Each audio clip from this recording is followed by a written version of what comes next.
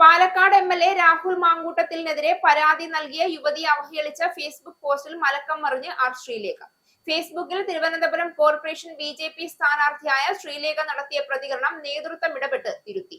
തിരക്കിനിടയിൽ പെട്ടെന്നെഴുതിയ പോസ്റ്റാണെന്നും ഇപ്പോഴും എപ്പോഴും അതിജീവിതയ്ക്കൊപ്പമാണ് താൻ എന്നുമാണ് വിശദീകരണം.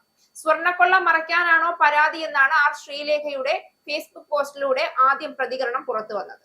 ബി.ജെ.പിയെ വെട്ടിലാക്കി രാഹുൽ മാങ്കൂട്ടത്തിലിനെ പ്രതിരോധിച്ചായിരുന്നു മുൻ പോലീസ് ഉദ്യോഗസ്ഥയുടെ പോസ്റ്റ്.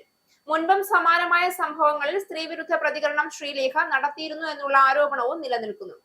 നിലവിൽ തിരുവനന്തപുരം കോർപ്പറേഷനിലെ ബി.ജെ.പി. സ്ഥാനാർത്ഥി കൂടിയാണ് ആർ ശ്രീലേഖ. രാഹുൽ മാങ്കൂട്ടത്തിൽ എം.എൽ.എക്കെതിരെ മുഖ്യമന്ത്രിക്ക് പരാതി നൽകിയ അതിജീവിതയെ അപമാനിച്ച് മുൻ വനിതാ ഡി.ജി.പിയുടെ ഫേസ്ബുക്ക് പോസ്റ്റ് എന്ന തരത്തിൽ ശ്രീലേഖയുടെ പോസ്റ്റ് സോഷ്യൽ മീഡിയയിൽ മുഴുവൻ ചർച്ചാ വിഷയമായി മാറിയിരുന്നു.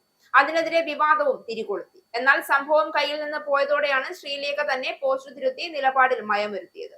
എല്ലാം തിരഞ്ഞെടുപ്പ് ലക്ഷ്യം വെച്ചുള്ള കളികൾ എന്നാണ് പൊതുജനാഭിപ്രായം.